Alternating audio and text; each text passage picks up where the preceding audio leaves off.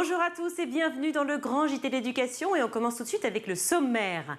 Bas les masques à l'école, oui, mais à quel prix? Alors que le port du masque est désormais suspendu dans les classes, quid de l'état d'esprit des profs? Comment leur redonner envie? On en débat dans un instant. Et si manger sain, bio et pas cher était simple? Axel Maillet vous donnera tous les tips pour que cela soit possible. Et puis enfin, Loïc Landreau nous parlera de l'école buissonnière, de l'origine de l'expression.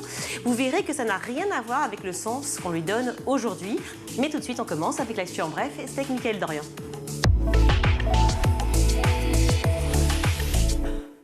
Bonjour Mickaël. Bonjour Virginie, ça va? Très bien, et vous? Super. Ce lundi est bien sûr marqué dans les écoles par un grand soulagement pour les profs et les élèves qui peuvent enfin faire tomber le masque dans leur classe. Oui Virginie, et d'ailleurs je voudrais qu'on commence avec une photo publiée sur le compte Instagram de l'Éducation nationale avec ce visage, celui d'un élève heureux que l'on peut enfin voir sourire. Il ne faut pas oublier que certains profs n'avaient encore jamais vu le visage de leurs élèves, ni cette année ni l'année dernière. Écoutez, Katrina Zinieri, elle est enseignante de CM2 dans l'Orne et était interrogée au micro d'Europe 1. C'est toujours très important de voir les lèvres bouger, d'entendre les sons. C'est vraiment un soulagement, le fait qu'on n'ait plus le masque en cours de langue. Déjà, je ne comprenais pas toujours ce qu'il disait, je ne pouvais pas le corriger. Et même pour moi, c'était plus difficile de me faire comprendre.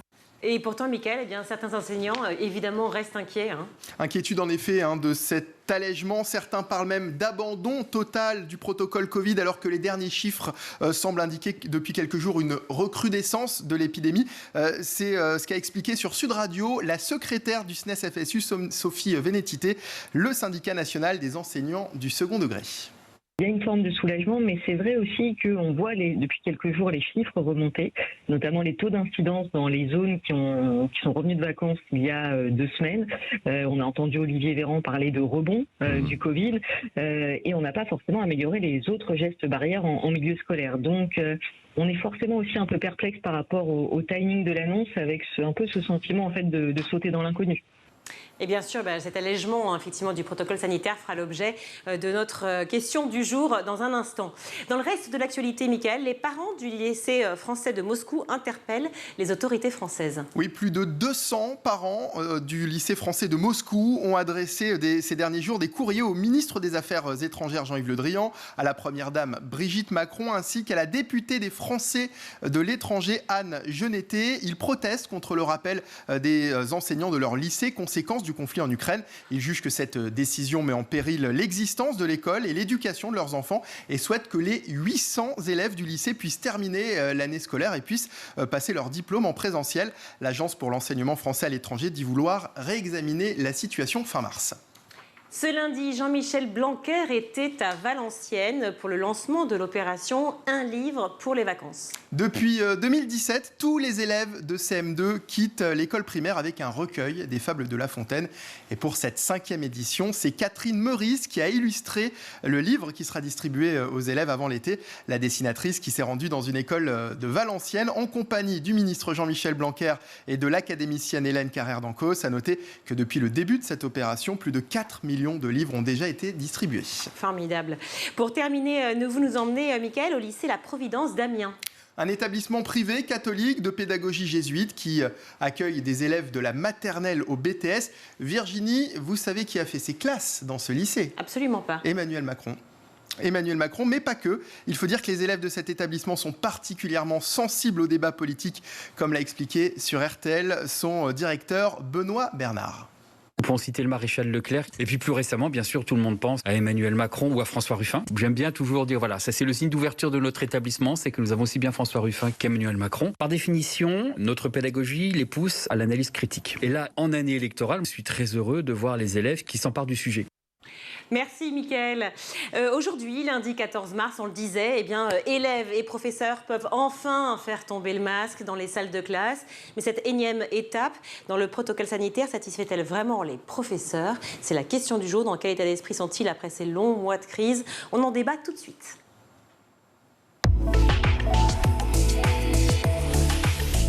Pour en parler, j'accueille sur le plateau Rodrigo Arenas. Bonjour. Bonjour. Merci d'être revenu sur le plateau de School TV. Je suis contente. Ça veut dire que vous aimez, tant mieux. Vous êtes porte-parole de la FCPE, Association de parents d'élèves. Face à vous, Alexis Schweitzer-Doucet. Bonjour. Merci d'être là. Vous êtes professeur agrégé de lettres classiques, syndiqué au SNES FSU. On dit ça comme ça, hein. Voilà, FSU. Merci à tous les deux. Michael Dorian, je ne me présente plus, évidemment, grand journaliste de School TV. Nous sommes aujourd'hui le 14 mars, jour d'allègement de ce fameux protocole. Ça fait 2 ans. On a commencé, il me semble, 16 mars 13 mars. Le premier confinement, c'était quand? Fermeture des écoles, vendredi 13 mars, pour être exact. Marqué à voilà. jamais. Pour toujours. C'est ça. Un tatouage ou pas? Non, pas encore, quand même. Pas encore. Plutôt, à mon avis, la date d'aujourd'hui à choisir, hein, si on devait se faire tatouer quelque chose. Oui, parce que alors, finalement, c'est ça. Là, on rentre dans un protocole de niveau 1, parce que c'est pas terminé. On est dans un protocole de niveau 1. Ça veut dire quoi, protocole de niveau 1?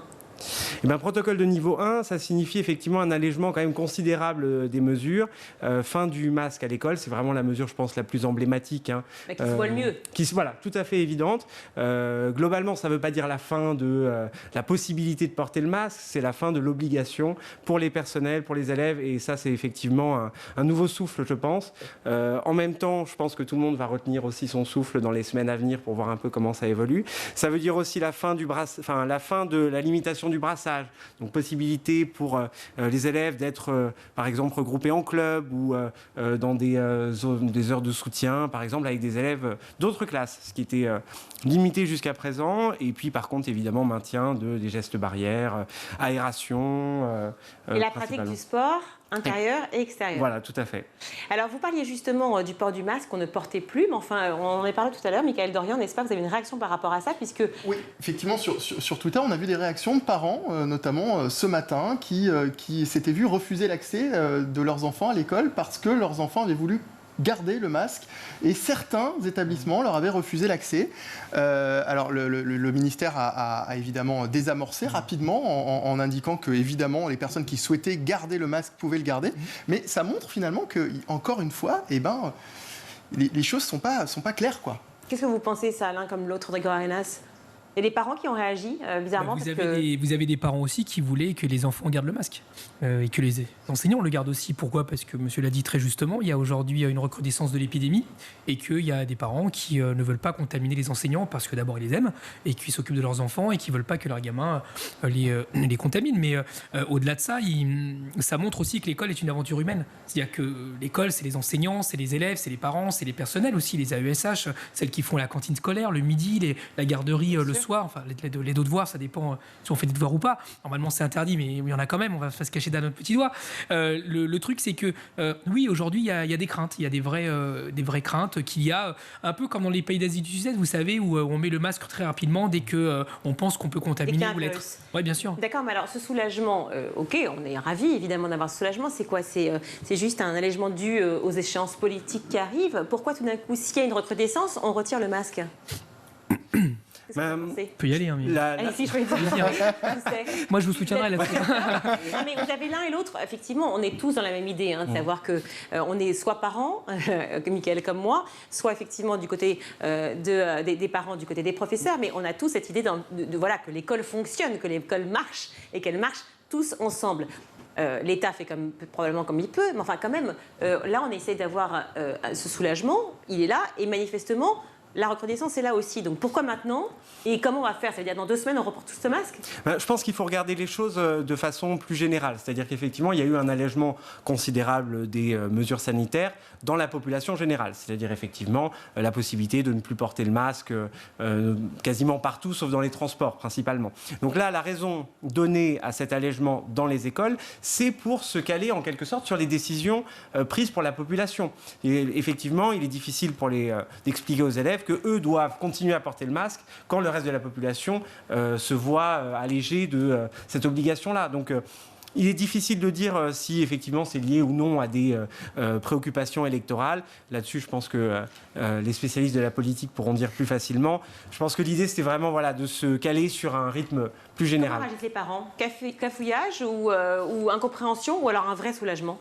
Non, c'est un soulagement pour la grande majorité des parents. Il y a des parents qui nous disaient le masque, c'est plus possible. D'autant plus, vous savez, en fait, ce qui se passe, c'est que les parents sont informés de tout ça. Ils voient ce qui se passe dans le monde, ils voient ce qui se passe dans leur établissement, mais pas seulement dans leur ville, aussi l'établissement d'à côté, parce que vous savez, avec les réseaux sociaux, maintenant, tout le monde se parle. Donc, c'est très difficile de ne pas savoir que les enfants, sauf ceux qui ont de la comorbidité, c'est-à-dire les enfants qui ont des problèmes d'obésité, de diabète, enfin des pathologies, et ceux-là sont vaccinés d'ailleurs, parce que contrairement à ce qu'on dit, les enfants français ont été vaccinés. Nous avons incité, nous, en tant que fédération, à vacciner ces enfants-là. Donc, la question qui se pose, c'est que les enfants sont peu, je veux dire, dans des formes graves de développement du Covid. Par contre, les enseignants le sont. Donc, la question qui se pose aujourd'hui, c'est le masque, s'il faut le retirer, oui, mais pourquoi les enseignants ? Eux, ils sont susceptibles d'être contaminés, donc il faut leur donner des masques FFP2 si jamais il y en a besoin. Et ça, c'est pas à nous de le dire, c'est aux autorités compétentes. Or, aujourd'hui, si vous allez un peu sur le champ politique, ce que je me rends compte, c'est que la décision, elle a été politique et qu'il y a un silence assourdissant du conseil scientifique et tous ceux qui, jusqu'à présent, donnaient le tempo des gestes barrières. Je tiens à rappeler quand même que le masque est un geste barrière. C'est vrai, Alexis Schleiser, c'est vrai ce que dit Rodrigo Arenas? Plus précisément par rapport à quoi Mais par rapport au masque, est-ce que vous n'avez pas eu de lien finalement avec le ministère, avec l'État? Est-ce que vous avez des masques ou pas à disposition? Comment ça se passe? Alors, je crois que pour le coup, il y a vraiment une diversité des situations. C'est-à-dire qu'en général, c'est quand même majoritairement les collectivités territoriales qui s'occupent de justement fournir que ce soit les masques FFP2 ou non au personnel. On a eu de ce point de vue-là beaucoup de désillusions en 2 ans par rapport aux équipements en termes de masques. On a eu les masques DIM et même pour les élèves au demeurant, les masques fournis souvent bien trop grands avec le sigle du département grand. C'était quand même parfois extrêmement cocasse. Dans mon établissement, on a à disposition des masques FFP2 mais qui ont été achetés sur les fonds propres de l'établissement. C'est-à-dire qu'effectivement, la chef d'établissement a dit bon, maintenant pour vous protéger. Tout à fait. Tout à fait, absolument, pour protéger les personnels. Mais c'est une initiative locale qui n'est pas toujours possible parce que ça dépend effectivement des fonds de dotation des établissements. Donc, de ce point de vue-là, effectivement, il serait quand même souhaitable que tous les établissements puissent bénéficier de ces équipements-là. Après, à voir s'ils sont nécessaires ou non. Alors justement, on parlait des professeurs, enfin les parents, évidemment, ça a été très difficile, pour les élèves aussi, et les professeurs en particulier. On a vu ce sentiment de ras-le-bol. Là, cette situation, effectivement, il y a un soulagement, mais en même temps, vous êtes inquiet aussi pour votre santé, pour cette situation. On relève 3 mots qui ressortent depuis 2 ans, qui sont isolement, sentiment d'abandon et dépression. C'est valable aussi bien pour les étudiants, de manière générale, post-bac, mais aussi les lycéens et les collégiens, mais aussi pour les professeurs. Est-ce qu'on peut s'attacher, s'il vous plaît, j'aimerais revenir sur ces 3 mots précisément, sur l'isolement. Est-ce que c'est vraiment un mot qui ressort encore chez les professeurs aujourd'hui? L'isolement, c'est difficile à dire parce qu'effectivement, on a quand même eu au milieu de toutes les difficultés la chance de, parfois aussi difficile, mais de continuer à aller travailler devant les élèves. C'est-à-dire que finalement, on a eu quand même peu de temps à distance. Le travail d'enseignant est un travail quand même en grande partie solitaire aussi. C'est-à-dire qu'effectivement, tout le temps de travail invisible à la maison, c'est un temps qui ne se voit pas. Je ne crois pas que l'isolement soit vraiment ce qui soit le plus ressenti par les enseignants. Ça l'était effectivement tout à fait par les étudiants, pour lesquels ça a été très compliqué. En revanche, effectivement, le sentiment d'abandon, là, est tout à fait abandon à la fois, effectivement, par nos autorités. Ça peut être les autorités proches, ça peut être aussi, de façon plus générale, nos politiques, tout à fait. C'est un sentiment qui est partagé encore aujourd'hui? Ah oui. Tout à fait, mais c'est un sentiment qui, si vous voulez, est quand même profond dans l'éducation nationale, le sentiment d'abandon. Là, en ce moment, on est dans la période notamment des dotations, c'est-à-dire en fait, dotation de fonctionnement des établissements, combien d'heures on donne pour chaque établissement, et là aussi, on a le sentiment d'une forme de négligence des autorités académiques pour permettre aux établissements de fonctionner. Donc, oui, quand je vois vos yeux, je ne pense pas que ça date d'il y a 2 ans, bizarrement. Je ne pense pas que ça date du Covid. Tout à fait. Je sens un ras-le-bol profond, et pourtant vous êtes très jeune, il me semble aussi. Ce sentiment-là, il existe depuis combien de temps? C'est difficile à dire parce que moi je suis entré dans le métier en 2014, donc je n'ai pas vraiment une vision de long terme. Mais ce qui est certain, c'est que ce sentiment-là, il s'est considérablement accru au cours des 2 dernières années. Vous l'avez dit, les changements multiples de protocoles sanitaires, notamment parfois, vous le savez, communiqués par voie de presse dans le fameux article payant du Parisien, les informations, notamment pendant le confinement, qui arrivent uniquement sur les plateaux télévisés et jamais sur nos boîtes mail académiques. Ça, c'est des choses qui sont source de stress et d'angoisse pour les personnels, pour les familles, évidemment, et pour les élèves en conséquence. Et pour les familles, justement, ce lien entre professeurs et parents, est-ce que, si on peut trouver quelque chose de positif à cette période-là, ces fameuses 2 années de Covid, est-ce qu'il y a eu davantage de liens, justement, entre les profs et les parents dans cette lutte face à une pandémie, face au non-dialogue? Déjà, il y a un truc qui est extrêmement positif, qui était difficile pour nous en tant que fédération de faire passer chez les parents, parce que tout le monde se mêle de tout dans ce pays. C'est ça aussi la réalité. C'est que, et tout le monde croit savoir tout. Et tout le monde croit savoir. Voilà, c'est ça le problème. C'est un peu le phénomène taxi. On veut indiquer la route. C'est son métier au taxi. Vous voyez. La question, c'est que les parents ont pris conscience, et pour nous, ça a été super bénéfique qu'enseigner, c'est un métier. Et que ceux qui veulent critiquer les enseignants, vous savez qu'ils passent le concours, et puis après on verra. C'est ça la réalité. Mais ça, c'est l'aspect un peu plus, j'ai envie de vous dire, prise de conscience professionnelle. Mais il y a aussi autre chose qui s'est créée, c'est la solidarité. C'est-à-dire qu'on sait très bien que pour que nos gamins réussissent, les enseignants, les parents doivent travailler la main dans la main. Et même pour les enseignants, enfin, vous allez me contredire, mais je ne crois pas, parce que je connais un peu ce que dit votre syndicat aussi sur cette question-là, mais on sait aujourd'hui que les parents sont centraux pour que l'élève réussisse. Donc on a aussi passé une barrière où, contrairement à ce que disait Jean-Michel Blanquer à l'époque, où les parents étaient quand même dans le bashing, quoi, de quoi ils se mêlent, etc. Enfin, non, sur le terrain, dans les établissements, ça a été vraiment main dans la main. Et aujourd'hui, ce que dit monsieur est très juste. Si vous allez à Paris, par exemple, il y a 80 classes qui sont prévues d'être fermées à la rentrée scolaire. Voilà. Dans la ville d'Aubervilliers, c'est 8 classes qui vont être fermées. Pourquoi ? Parce que quand vous êtes, par exemple, en élémentaire, l'effectif officiel, entre guillemets, c'est 24 élèves.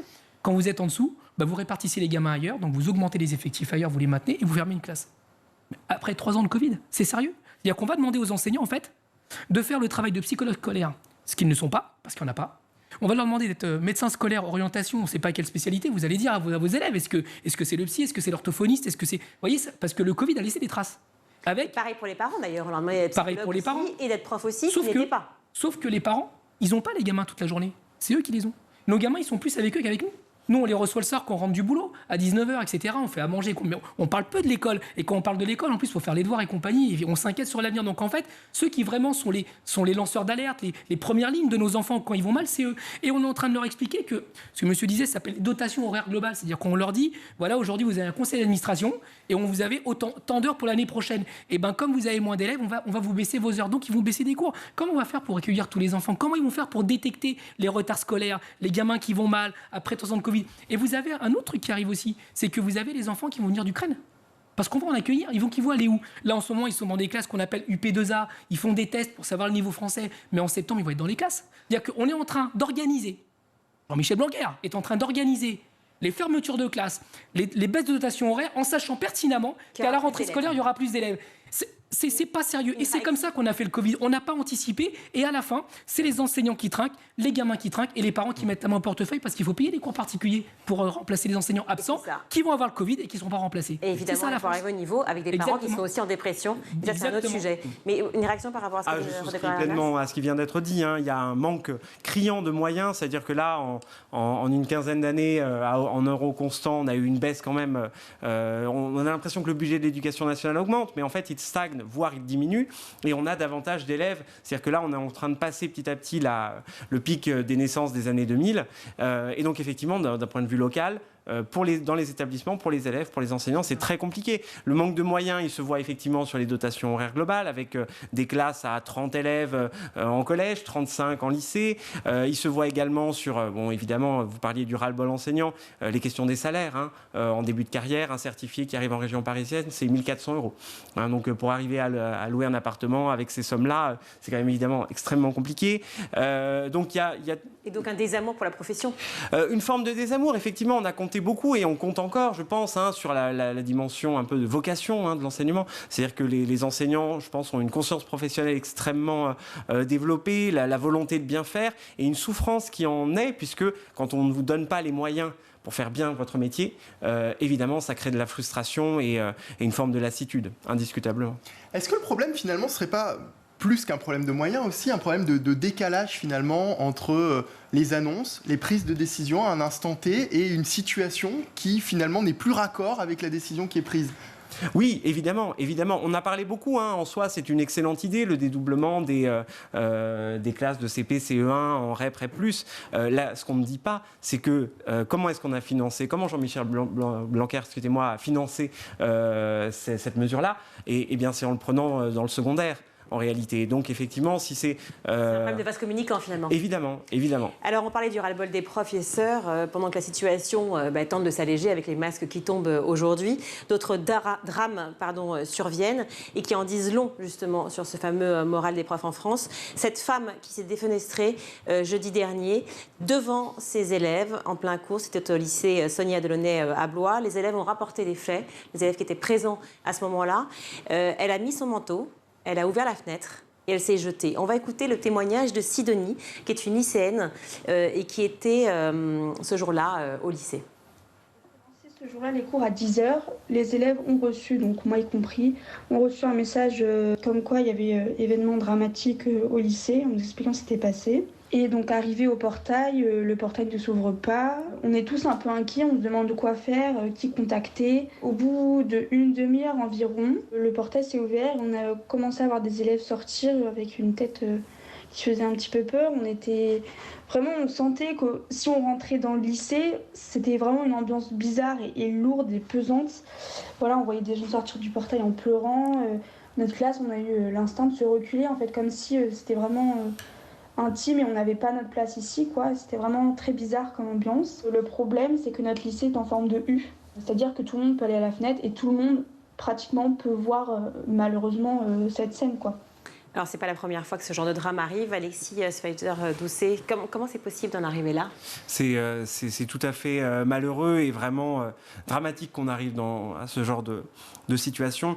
C'est difficile de dire si cette tentative de suicide est directement liée ou non à ce qui se passe dans le monde de l'école. Ce qui est certain, c'est que le fait que cette femme, cette collègue, ait choisi de le faire devant les élèves, dans le cadre de son travail, dit quand même quelque chose d'une souffrance et qui date quand même d'il y a quelques temps. On avait eu le suicide de Christine Renon il y a quelques années et je trouve ça vraiment parfois même scandaleux de ne pas avoir une seule réaction de notre ministre. Ça avait été le cas également avec Christine Renon et on sent une forme peut-être de mépris en quelque sorte de la part du ministère pour les enseignants et c'est tout à fait regrettable. Alors justement, vous parlez d'actes effectivement désespérés, mais pas totalement innocents, de se défenestrer effectivement devant ses élèves. Je voudrais qu'on écoute la deuxième réaction, celle de Sidonie, justement par rapport à cela.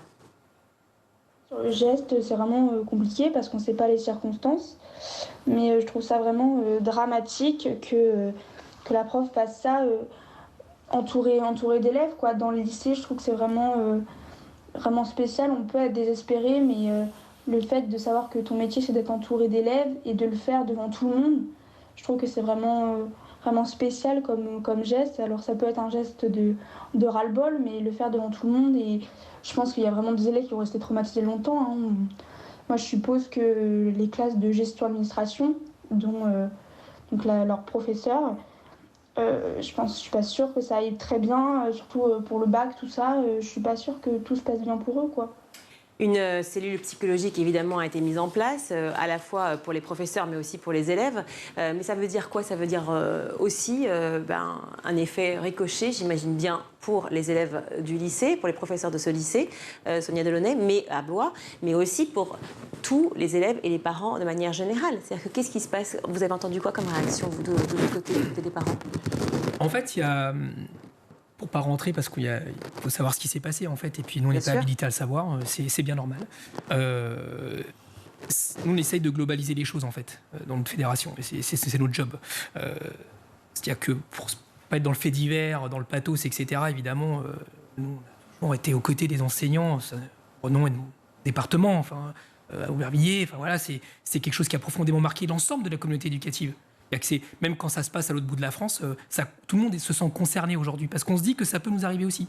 C'est ça la réalité. Donc la difficulté qu'il y a, c'est que nous, on travaille avec beaucoup de personnes de l'ensemble du service public. Et on se rend compte que ce soit à l'hôpital, que ce soit chez les policiers, que ce soit chez les CRS, que ce soit chez les enseignants, c'est-à-dire que l'ensemble de celles et ceux qui sont là pour prendre soin des gens, ça craque. Ça craque depuis longtemps.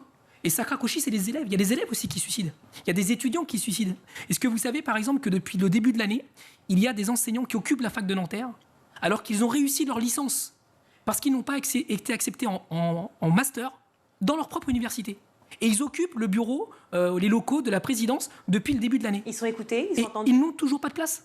Ils n'ont toujours pas de place à l'université. Ils sont entendus ou pas? On leur parle? Il y a eu des réactions? Il y a des discussions avec la présidence et il n'y a pas de solution pour 11 élèves, 11 étudiants qui étaient élèves, dont certains en plus ont été victimes de violences, entre guillemets, filmés sur les réseaux sociaux par les vigiles. Enfin, ce que je veux dire par là, moi, chacun fait son boulot dans tout ça, c'est pas le problème. La question, c'est que c'est en train de craquer. Et le problème, c'est que quand le service public craque, c'est nous qui craquons. C'est la société qui craque. Parce que vous payez des impôts, moi je paye des impôts pour un service public. Je ne suis pas en train de dire qu'il faut tout nationaliser, ce n'est pas mon propos. Je dis juste que, par contre, quand j'ai une police qui interpelle des jeunes parce qu'ils sont au bout du rouleau, voilà, ou des personnes âgées parce qu'ils ne répondent pas à l'appel téléphonique, parce qu'ils en peuvent plus.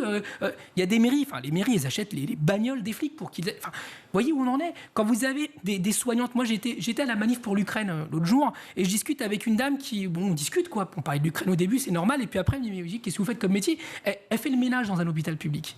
Et elle me dit, ouais, je vais être en week-end samedi. Je fais, ouais, samedi, dimanche. Non, seulement samedi, parce qu'en fait, elle a 15 jours de week-end. Pourquoi? Parce que l'hôpital l'a fait travailler 6 heures par jour, de façon à ce que l'ensemble de son œuvre se fasse sur la semaine avec un seul jour de vacances. Ils étalent, en fait. Ils étalent. Donc, vous voyez, on est en train de mettre ces gens qui font le ménage. Quand vous les faites craquer, quand vous les mettez dans des cadences compliquées comme ça, vous chopez des maladies, vous chopez le staphylocoque doré. C'est-à-dire que l'hygiène est quelque chose d'entendre dans un hôpital. Donc, ouais, je suis crevé. Donc, eux, ils sont crevés, les flics sont crevés. Tout le monde est crevé. Et après le Covid, après les gilets jaunes, après tout ça...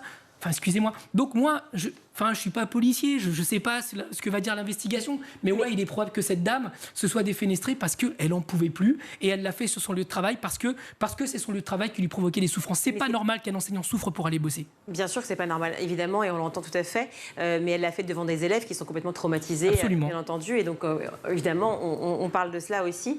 Qu'est-ce que vous attendez puisque les échéances présidentielles arrivent? On voit bien qu'il y a quand même un ras-le-bol général. Vous dites tous les deux qu'effectivement la société est en train de craquer, que le service public craque. Oui. Qu'est-ce que vous attendez des présidentielles et du prochain président, ou en tout cas du prochain ministre de l'Éducation, si ce n'est pas Jean-Michel Blanquer?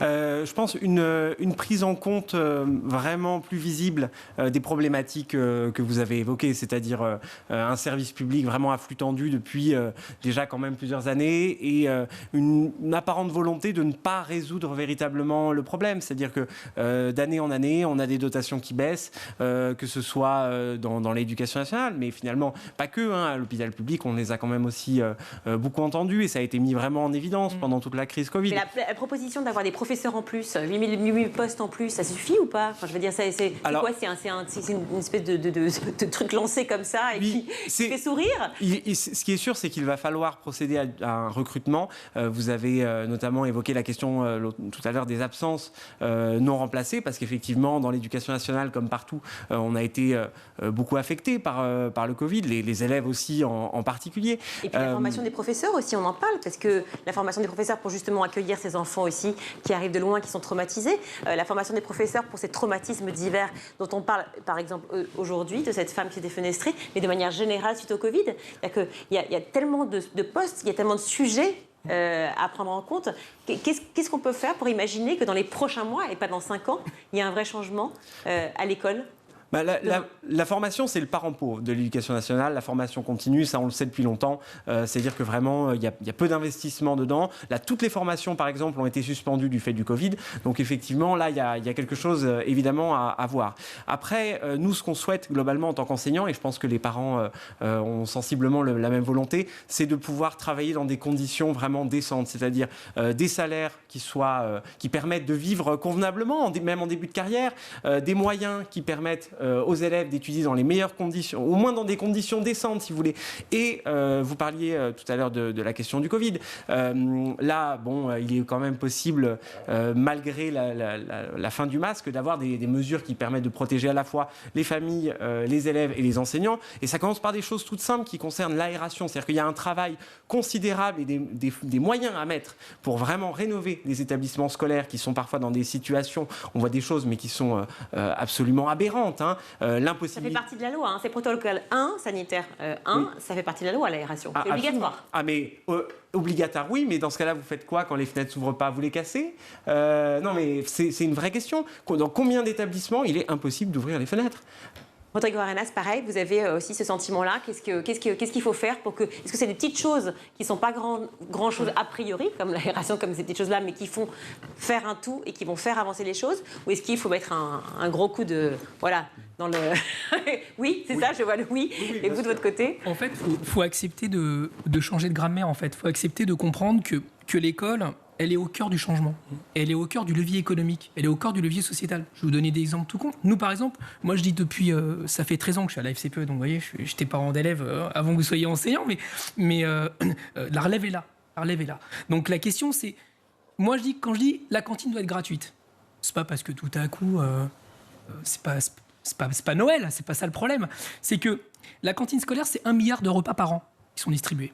Avec des enfants qui souvent sont dans l'obésité, qui sont dans la malbouffe, etc. Parce qu'il y a la junk food, parce qu'il y a McDo, parce qu'il y a etc. Donc, ou qui ne mangent qu'une seule fois par jour. Ou qui mangent qu'une seule fois par jour. Mais vous savez, en fait, il n'y a pas de parents qui ne donnent pas à manger leurs enfants. Par contre, c'est la question de la qualité. Par exemple, quand vous allez en Seine-Saint-Denis et que vous voyez que les 5 kilos de poulet, ils sont à 8 €, il n'y a pas de magie, c'est de la merde. Voilà, on va se le dire tranquillement, comme disait Jean-Pierre Coff, c'est de la merde. Donc, une fois qu'on dit ça, la cantine scolaire est le lieu justement de l'éducation de ça. Donc, la gratuité de l'école. On fera un débat là-dessus sur la cantine scolaire. Il n'y a aucun problème. Il faut qu'on arrête le débat. Mais effectivement. L'école est au cœur de ça. Si on ne comprend pas que l'école est au cœur d'un projet présidentiel, on n'a rien compris à la France. Parce que la France, c'est l'école.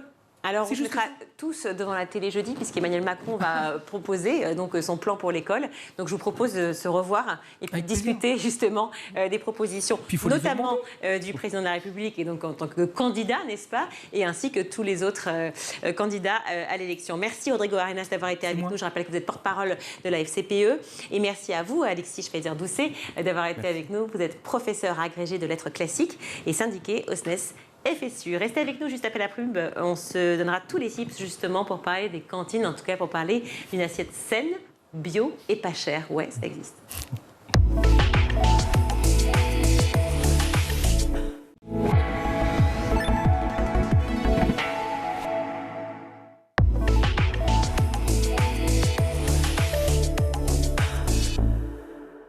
De retour sur le plateau du Grand JT, on retrouve Axel Maillet. Merci d'être là. Je suis ravie de vous recevoir. Vous avez fait une carrière internationale en tant que cadre dirigeant dans les maladies cardio-métaboliques. On va en parler dans un instant pour resituer le contexte. Vous travaillez maintenant dans la nutrithérapie préventive et la santé du microbiote. Alors, on venait de parler justement avec Rodrigo Arenas et puis Alexis Schweizer-Doucet, justement des cantines scolaires notamment, enfin du contexte général sanitaire, mais aussi des cantines scolaires et de l'impact de la nutrition sur les enfants à l'école.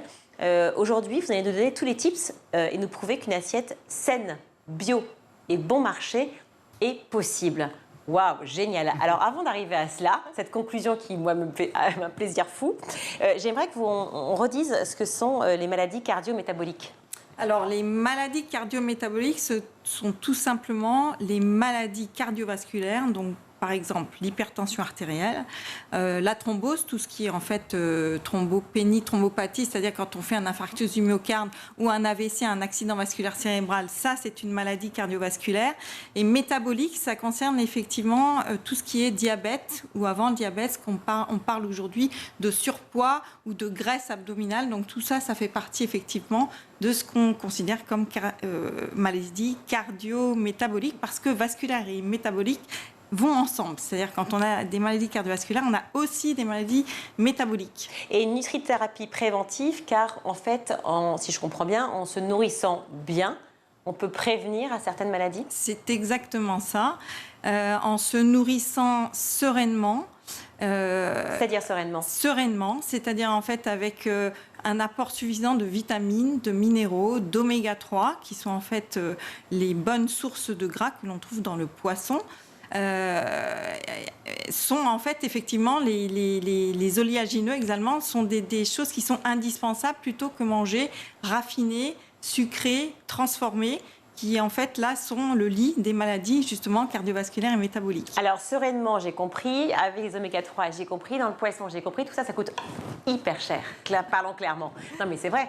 Je pense que peu importe là où on vit, manger aussi bon et autant de poissons, ce n'est pas donné. Or, vous nous proposez une assiette saine, bio et bon marché. Comment est-ce possible ça? Comment on constitue une assiette saine déjà pour son enfant? Déjà, pour l'enfant, une assiette saine, bio et bon marché, c'est une assiette qui doit comporter la moitié en légumes, un quart en légumineuses. Donc les légumineuses, ce sont les pois chiches, les lentilles, certaines céréales comme le quinoa, le sarrasin, le millet. Et un tiers en protéines. Donc dans les Pardon, pas le riz, pas les pâtes, pas les choses classiques qu'on peut trouver partout chez les enfants. C'est des féculents, ça. Ce sont des féculents. C'est possible, mais c'est pas obligatoire. C'est-à-dire que c'est possible à partir du moment où ils sont faits à partir des farines dont je viens de vous parler, qui sont le sarrasin, le millet, des farines qui sont complètes, riches en nutriments, contrairement en fait aux pâtes blanches, qui sont des plats faits à partir de blé raffiné et qui n'apportent aucune vitamine, aucun minéraux, notamment les vitamines B, qui sont extrêmement importantes pour la santé cérébrale future de l'enfant. D'accord. Et donc le dernier quart, je vous avais coupé, ce sont des protéines. Le dernier quart, ce sont des protéines. À privilégier le poisson pour effectivement mes fameux oméga 3, mais également la viande blanche. Et une fois par semaine, j'ai envie de dire, on peut effectivement proposer de la viande. Je vais faire une petite parenthèse par rapport à cela, parce que la semaine dernière et la semaine d'avant, on avait le Salon de l'agriculture à Paris. Et au Salon de l'agriculture, il y avait une filière qui me paraît tout à fait intéressante, qui s'appelle la filière bleu-blanc-cœur. Et dans cette filière, en fait, les animaux sont alimentés à partir de graines de lin. Et les graines de lin, en fait, sont de la filière oméga 3, la fameuse filière dont on parle. Oui. Donc ça veut dire quoi? Ça veut dire qu'en fait, tous les produits issus souvent d'agriculteurs locaux qui vendent en fait leur viande pour une transformation aux boucheries, etc., ou le lait, ou les œufs, en fait, ces matières-là sont enrichies en oméga 3. Donc à partir du moment où on achète, pour revenir sur la viande rouge, et le porc notamment aussi, quand on achète ces filières-là, en fait, là, on n'a pas de souci d'alimentation qui n'est pas saine, parce que c'est une viande qui est enrichie justement en oméga 3. Alors, comment on fait pour que ce soit pas cher? Là, le bio, j'ai compris. Le sain, j'ai compris, a priori. Enfin, en tout cas, on a dans l'idée. Est-ce que c'est faisable au jour le jour? Je ne sais pas, mais en tout cas, on a compris l'idée. Maintenant, concrètement, moi, bon marché, je n'y arrive pas. Alors, c'est très simple. Ce sont des règles très, très simples, dans le sens où déjà, acheter en vrac. Ça, c'est une première bio et en vrac. C'est-à-dire qu'on est en train de parler du bio, on est bien d'accord.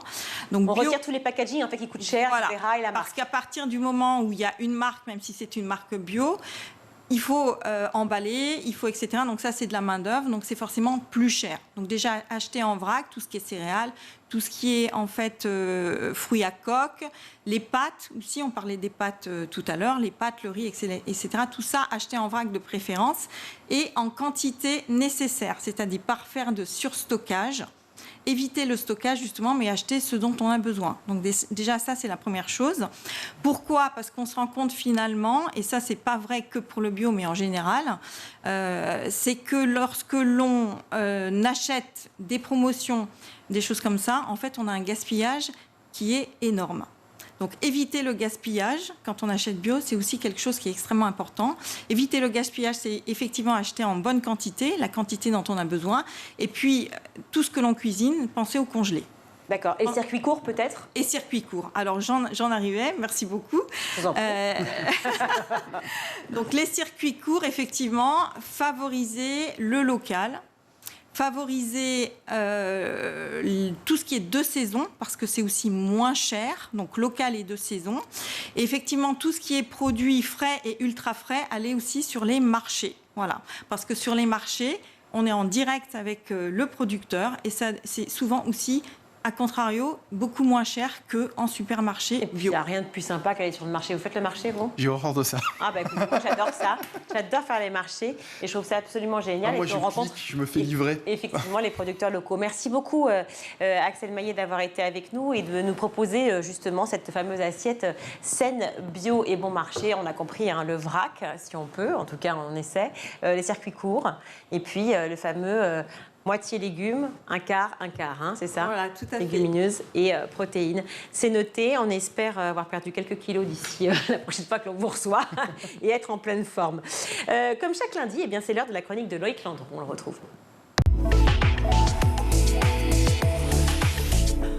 Cher Loïc, comment ça va? Bonjour Mickaël et bonjour à tous. L'école dans les buissons? Eh oui. J'ai peur. Non mais ça n'a rien de tendancieux. Dans les buissons, les clairières, les forêts, tout ce qui ressemble plus ou moins à de la nature. C'est ce qu'on appelle bien sûr l'école buissonnière. Et d'ailleurs, les amis, il y a un petit glissement de sens que j'aimerais vraiment mettre à plat tout de suite. Remettons l'église au milieu du village, comme on dit. Aujourd'hui, faire l'école buissonnière, ça veut dire partir, sécher les cours pour se balader un petit peu au grand air.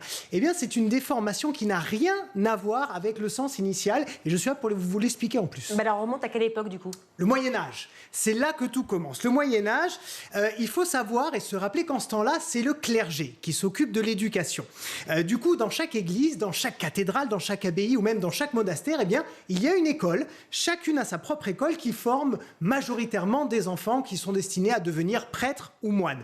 Mais petit à petit, les familles de tous horizons commencent à s'intéresser à cet enseignement dispensé par l'Église. Et donc, du coup, tout le monde veut mettre ses enfants à l'école, même quand ils ne veulent pas forcément devenir prêtres ou moines. Et c'est le début de l'école pour tous? Presque. Pas pour les filles, encore malheureusement. Mais ça vient heureusement doucement. Vous avez dit malheureusement, hein. J'ai cru que vous avez hésité. Oui, non, pas du tout, je me blinde. Malheureusement, évidemment, non mais c'est vrai, les filles c'est venu un petit peu plus tard, on en reparlera d'ailleurs dans une prochaine chronique. Mais au moins les familles pauvres pouvaient scolariser leurs enfants et ça, néanmoins, c'est une avancée. Mais le revers de la médaille, c'est qu'aux environs du XIe siècle, les écoles sont surchargées. On est très très loin des 25 enfants par classe. Heureusement que le droit de grève n'existait pas encore parce que sinon c'était gilet jaune dans toutes les rues de Lutèce et autres Paris.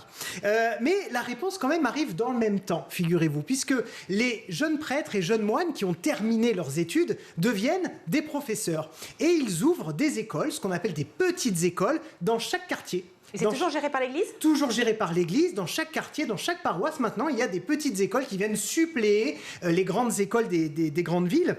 Et donc, maintenant, tout le monde peut bénéficier de l'instruction. Et plus précisément encore, c'est géré donc par l'Église, vous l'avez dit, mais par le chantre. Vous savez ce que c'est le chantre? Non, dites-nous. C'est celui qui fait chanter l'assemblée. Plus près de toi, mon Dieu, plus près de toi. Souvent, il a une voix très, très aiguë comme ça. Bien. Oui, c'est des années de pratique. Donc, c'est le religieux qui est chargé de faire chanter les gens à la messe. Et donc, il a cette particularité-là, mais aussi, il est chargé de l'administration des cathédrales et du diocèse. Et c'est là que ça se corse. Parce qu'en fait, petit à petit, ce chantre prend de plus en plus de pouvoir et il demande non seulement qu'on respecte ce qu'il veut, lui, pour le programme scolaire, mais en plus, il demande un impôt aux enseignants. Les enseignants étaient taxés au 50e de leur salaire pour financer finalement le diocèse. Et donc ça, forcément, les gens ne sont pas contents. Et c'est là que pour contourner cet impôt, eh bien, les enseignants commencent à ouvrir des écoles dans la nature, dans les buissons, dans les bosquets, dans les forêts, les campagnes, bref, là où on est en dehors de la juridiction de ce fameux chantre. Et donc les prêtres, du coup, se cachaient de leur église? C'est un peu ça. En réalité, c'est un peu ça, même si c'est vrai qu'au fur et à mesure du temps, il n'y avait plus que des religieux qui faisaient la classe, il y avait des laïcs, hein, mais c'est vrai. Et ces écoles clandestines, figurez-vous, connaissent un nouvel essor au XVIe siècle, parce qu'il y a le protestantisme qui arrive, le protestantisme de Martin Luther. Et à l'époque, quand on est protestant, on est un tout petit peu mal vu, voire un petit peu persécuté, hein, pour tout dire. Et donc, ceux qui voulaient diffuser cette foi protestante, ceux qui voulaient enseigner la foi protestante, eh bien, se cachaient. Ils ont repris en réalité ce principe d'école dans les buissons pour, finalement, donner leurs enseignements de façon cachée par rapport à l'Église. Et c'est là dont vient l'expression faire l'école buissonnière, qui donc n'a rien à voir avec le fait de partir de l'école. Au contraire, en fait, c'est surtout une façon d'étudier. D'y venir. Et d'y venir, voilà. Donc, c'est comme ça qu'on fait l'école buissonnière, mais il y a eu ce fameux glissement de sens, évidemment, mais on n'est plus à ça près maintenant. Et vous savez tout? J'adore vos chroniques. Ma petite vanne du jour, elle est où? Non, mais en fait, alors il faut que vous me disiez, on se retrouve la semaine prochaine? Allez-y. On se retrouve la semaine prochaine? Oui, et va y avoir du boulot. Pas mal. Buisson, forêt, boulot. J'ai mis du temps à le trouver, c'était pas facile. Non, mais j'aime beaucoup, comme quoi. Merci beaucoup, Loïc. Quel genre d'écolier était Alex Wood? Eh bien, il a tout raconté à Malika Ménard dans Souvenirs d'écolier, et c'est tout de suite. Bonjour à tous et bienvenue dans Souvenirs d'écolier. Chaque semaine, je reçois une personnalité qui se confie sur son enfance et sa scolarité. Et avec moi cette semaine, Alex Good. Bonjour Alex. Bonjour Malika, bienvenue chez toi. C'est sympa ici, hein? C'est violet. C'est violet. T'es bien installé dans ton fauteuil? Écoute, oui. Si je me mets dedans, je vais être trop en arrière.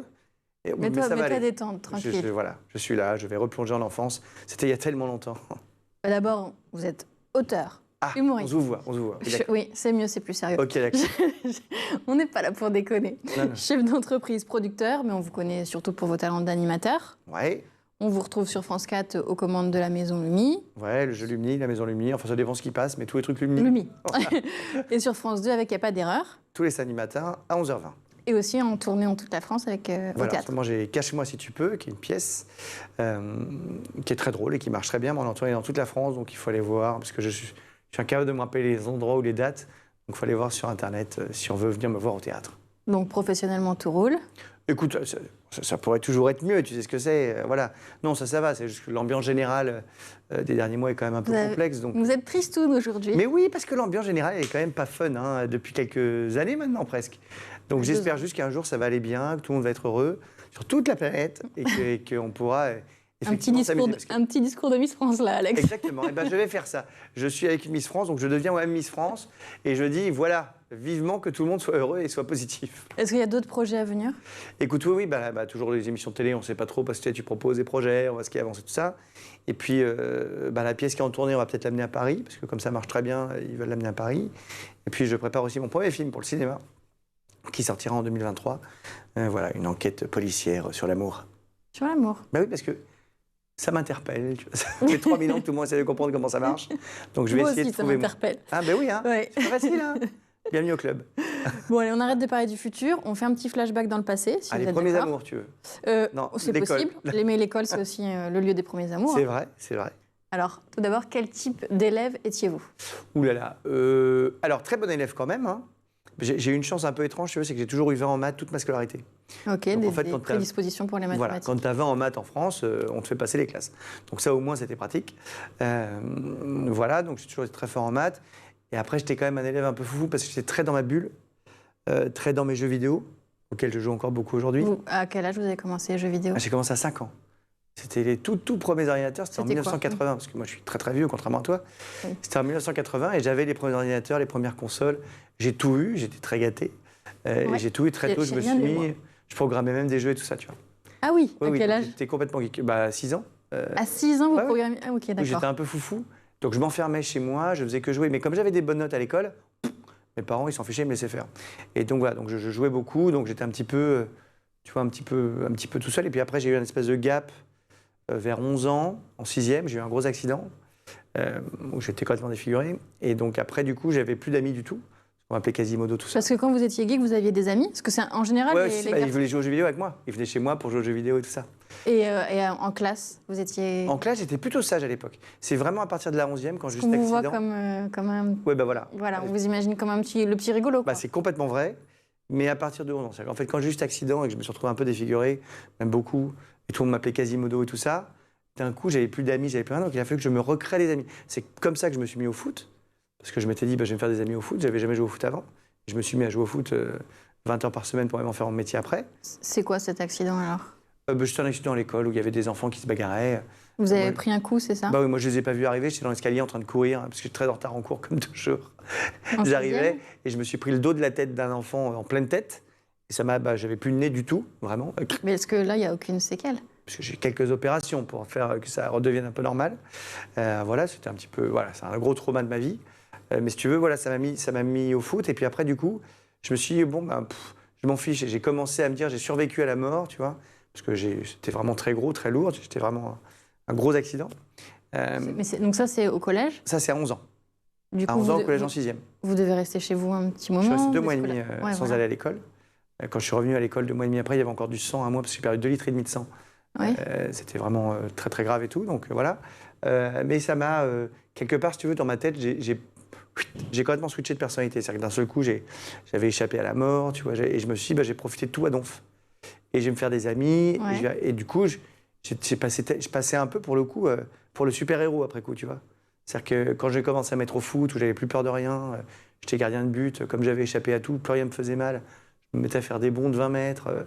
Voilà, c'est comme ça que ma carrière a commencé. Et puis, dans la classe, je me suis mis à faire le rigolo, quoi, pour me faire des amis, en fait. Ça, dès les 2 mois Ouais, dès la 11e, quand je suis rentré, quand je suis revenu à l'école, c'était parti, quoi. Après, ça a toujours été là en moi, parce que je faisais des spectacles avec mes parents quand j'avais 3 ans, quand même. Oui. Donc à 3 ans, j'ai commencé à faire des spectacles. Donc j'avais toujours ce truc de show-off et tout. Mais là, c'est vraiment devenu un truc énorme, quoi. Et les camarades qui vous ont percuté? Ah bah écoute, ils ont eu des problèmes d'assurance, hein, parce qu'il a fallu qu'ils payent toutes les opérations. Il y en a eu 8 au total, pour tout te dire. 8 sur une année? Non, 8 sur 17 ans. Non, oui. 15 ans. 8 sur 15 ans. Parce que je peux en faire une tous les 2 ans, en fait.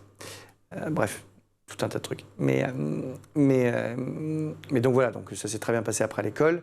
Et après, j'avais la chance d'avoir toujours les bonnes notes en maths, tout en faisant rigolo et en devenant le mec qui fait des blagues tout le temps. Donc populaire, en fait. Des jeux de mots tout le temps, oui, assez populaire. Populaire et bon élève. Voilà, assez populaire et assez bon élève, oui. C'est la fin de ce numéro. On se retrouve demain, toujours en compagnie d'Alex Good pour la suite de Souvenirs d'écoliers. À demain. Le meilleur de School TV, c'est dans le Zap, c'est tout de suite. Que dites-vous aux parents qui font le choix, et on peut les comprendre aussi, c'est vrai, parce qu'ils ont peur de rendre la situation encore plus anxiogène, qui décident de ne pas communiquer avec leurs enfants? Vous leur dites quoi? Tout d'abord, je pense qu'en parler, prendre la décision de vouloir en parler, dépend des valeurs éducatives de la famille. On a eu, comme on a dit, la rentrée scolaire tout récemment, donc il faut savoir que l'enfant, à moins qu'il soit dans une bulle, il a une vie sociale. Et cette vie sociale fait qu'il entend des choses, il comprend des choses, il voit des choses. Et c'est important de reprendre ce qu'il voit et ce qu'il entend et ce qu'il comprend, pour être au clair là-dessus. Mais en plus de ça, et en tout cas je pense que c'est précieux pour les parents et pour les enfants, d'être la première source d'information pour pouvoir vraiment bien border les choses et que l'enfant puisse comprendre le mieux possible la situation, en tout cas de la manière la plus compréhensible, pour qu'il puisse adapter et accepter aussi ce qui se passe. Alors vous êtes néanmoins devenue ambassadrice des droits des personnes atteintes d'albinisme. Vous avez créé en 2006 cette association SNK dans certains pays africains. C'est pas juste une question de petite fille qui se fait regarder de travers à la maternelle quand on est albinos. Non, pas du tout. On va mettre les mots. Ouais, non. Dans certains pays en Afrique, et notamment en Afrique de l'Ouest, c'est des crimes. Voilà. On ne va pas employer un autre mot. Parce qu'il y a des croyances qui attribuent. Il y a des croyances ancestrales qui attribuent des pouvoirs aux personnes albinos, et notamment aux enfants albinos, et des pouvoirs on apporterait la richesse, le pouvoir, on guérirait de certaines maladies graves, dont le sida.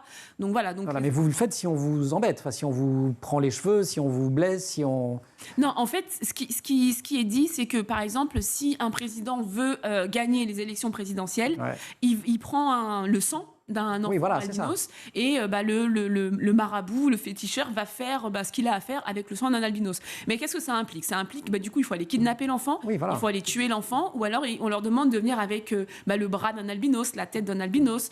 Donc voilà, c'est des massacres, et ça existe encore aujourd'hui. Et on parle du 21e siècle. Et on parle du 21e siècle, on parle même de 2020, où on a, au Mali, on a eu encore une mère qui a perdu son enfant je crois qu'elle va avoir 5 ans, la petite. On l'a retrouvée décapitée un matin, pas loin du village. Et c'était à l'évidence un crime qui était lié à ses croyances.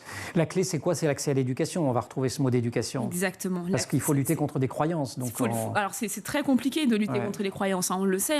Mais c'est ça, c'est la sensibilisation, c'est l'éducation. C'est pour ça que nous, au sein de l'association et de la fondation, on travaille vraiment sur 3 volets.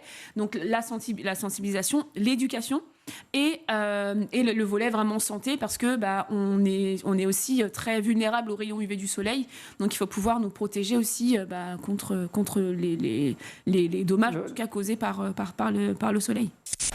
Alors ça peut sembler un peu futuristique, mais c'est justement une des grandes questions qui se posent à l'écosystème numérique et surtout aux défis technologiques à venir. Est-ce qu'il y a un match, est-ce qu'on peut le dire de façon aussi manichéenne, entre l'intelligence, ou plutôt l'état de performance humaine, et l'intelligence artificielle, Fanny ? Moi, je ne peux parler que de l'intelligence humaine que je connais mieux, mais je dirais que ça va être très fort comme réponse. Oui et non. Ok, d'accord. Mais c'est déjà une réponse. En fait, là où il y a match, c'est dans ce que j'appelle l'ultracognition. L'ultracognition, ce sont ces gens ou cet ordinateur qui va être ultra spécialisé dans un domaine. Ces gens qui vont être je sais pas, des radiologues, des grands ou vraiment dans un domaine complètement différent, un grand peintre, quelqu'un qui est spécialisé vraiment dans un domaine particulier, qui va faire appel à un domaine vraiment spécifique de la cognition. Donc là, on peut dire qu'il y a match. Parce que l'intelligence artificielle sait calculer 1000 fois mieux que le meilleur mathématicien pourra le faire en 2 minutes, sait voir sur une radio beaucoup mieux que le meilleur radiologue du monde, ce qui va le petit point qu'on ne peut pas voir à l'œil nu, etc., etc., etc. Et il sait même reproduire une peinture et même créer une peinture façon Van Gogh ou façon un tel. Donc en ça, il n'y a pas match dans le cadre de l'ultracognition. Il n'y a pas match, on est déjà dépassé depuis longtemps. Pour moi, c'est une super nouvelle. Cette nouvelle-là, elle nous dit que nous, on va pouvoir... Ça, c'est de la basse besogne. Et nous, on va pouvoir faire autre chose. On va pouvoir, justement, être en vrai état d'intelligence et montrer ce qu'on sait faire, justement, au contact avec le réel. Ce que, pour l'instant, et je pense qu'il faudra très longtemps pour que l'intelligence artificielle puisse faire ça, puisse avoir une conscience, puisse être créative, mais vraiment créer complètement un nouveau mouvement de zéro, faire quelque chose. Voilà, l'intelligence artificielle sait reproduire une musique façon un tel, mais elle ne peut pas créer quelque chose de complètement nouveau. Et elle n'a pas cette conscience globale qu'on a quand on est en intelligence, quand toutes les personnes que j'ai interviewées dans mon livre, qui sont des performants au quotidien, eh bien, toutes ces personnes-là, elles disent qu'elles se sentent connectées à l'univers. Et pour l'instant, l'intelligence artificielle ne peut pas dire ça, même si on lui fait fumer un truc. C'est pas possible. Les élèves sont inquiets, sont tendus. Aujourd'hui, ils ont peur d'aller à l'étranger. Parce qu'il y a eu la récré juste avant, que ça en a parlé, et que ça... et qu'ils fantasment là-dessus tout simplement parce que pendant une semaine, ils étaient donc ailleurs, ils étaient en vacances et qu'ils sont revenus avec plein de questions. Et puis voilà, ces réseaux sociaux où il y a de la désinformation qui a été faite aussi. Vous avez bousculé vos programmes, du coup, comment vous vous êtes organisé? Est-ce que vous consacrez 1 heure dans votre cours pour répondre aux questions des élèves ou ça se fait un peu naturellement en fonction des questions Alors, les élèves n'osent pas trop bousculer le cours le cours, donc ils n'ont pas forcément posé les questions tout de suite, mais oui, j'ai pris le temps. Je dis, voilà, on fait une pause. Et voilà ce qui se passe aujourd'hui, c'est important. Donc voilà, j'ai commencé par présenter les choses, c'est-à-dire la Russie, l'Ukraine, les acteurs et aussi la chronologie des faits. Et aujourd'hui, vous, qu'avez-vous entendu? Voilà, j'ai entendu c'est le génocide, la désaffiliation, des enfants qui meurent, des femmes... qui se font brûler vifs. Enfin, j'ai tout entendu. Et après, voilà, on a pris 2-3 exemples et puis on a décrypté ensemble. Et au final, les élèves me disent merci parce qu'ils se sont sentis soulagés. Et j'ai même certains élèves qui ont pu expliquer à leurs parents ce qu'était le conflit. Wow. Et là, on dit, d'accord, j'ai pris 1 heure. J'ai pas perdu 1 heure de mon temps, mais derrière, j'ai fait le job. Il y a 2 vérités aussi vraies l'une que l'autre, qui est que oui, la puissance publique fait des efforts et que oui, ça reste un parcours du combattant terrible pour un certain nombre de familles et d'enfants. Comment vous voyez les choses, vous? Oui, là, effectivement, il y a un gap entre ce qui est marqué sur le papier et la réalité. Et vous venez de le dire, on parle d'intégration. Là, aujourd'hui, ce qu'il faudrait, c'est que l'inclusion se mette en place réellement. Et la différence, je la mets où? C'est de dire à la personne en situation de handicap, dans une inclusion, c'est viens... et on va faire en sorte que tu vives la même expérience que nous. Alors, à la différence de l'intégration, où c'est viens et débrouille-toi. Et là, on est un petit peu dans ça encore dans certaines situations. Alors, bien évidemment qu'il y a des évolutions qui sont à souligner, mais effectivement, encore beaucoup de familles restent sans solution et il y a encore beaucoup de détresse. Il y a de la détresse. Après, c'est vrai qu'il y a de la volonté, mais effectivement, on a encore beaucoup d'enfants qui sont sans solution et qui ne sont pas accompagnés, effectivement. Est-ce que justement le fait que finalement ces écrans, cette technologie, cette façon désormais de reconcentrer notre attention et notre capacité d'intelligence module aussi notre plasticité neuronale différemment, ça augure quoi pour le futur de l'enseignement? Les écoles du futur, elles vont ressembler à quoi, Fanny? Alors, question à 1 000 €. Ok. Allez, on met un peu de challenge, forcément, ça augmente le niveau d'attention. Ça, c'est pour que je sois plus concise, non, les 1 000 €. C'est le vrai challenge pour moi, de toute ma vie, en fait, la concision. Je peux d'abord vous parler des résultats de mon étude. Ma dernière étude donc en neurosciences, c'est pas dans le livre, puisque on a eu les résultats, on est encore en train de les interpréter, d'écrire le premier article scientifique la concernant. Donc, on a fait passer 60 personnes dans la machine, dans l'IRM, et on a évalué leur performance. Et là, le plus simple en sciences, c'est d'avoir des chiffres. Donc, on a pris la performance pécuniaire, financière. Hein. Donc, ces 60 personnes, elles étaient âgées de 25 à 55 ans. On a fait un rapport salaire sur âge, parce qu'évidemment, c'est pas la même chose de gagner 5 000 € à 25 ans et à 55 ans. Ce rapport salaire sur âge, on l'a comparé au QI, on leur a tous fait passer un test de QI, et aux données d'imagerie cérébrale. Et alors, on a eu le jackpot à tous les niveaux, parce que, premier élément, pas de différence significative, entendez-moi bien s'il vous plaît, allô, allô, pas de différence significative entre les QI des plus performants sur le plan pécuniaire et des moins performants, aucune différence.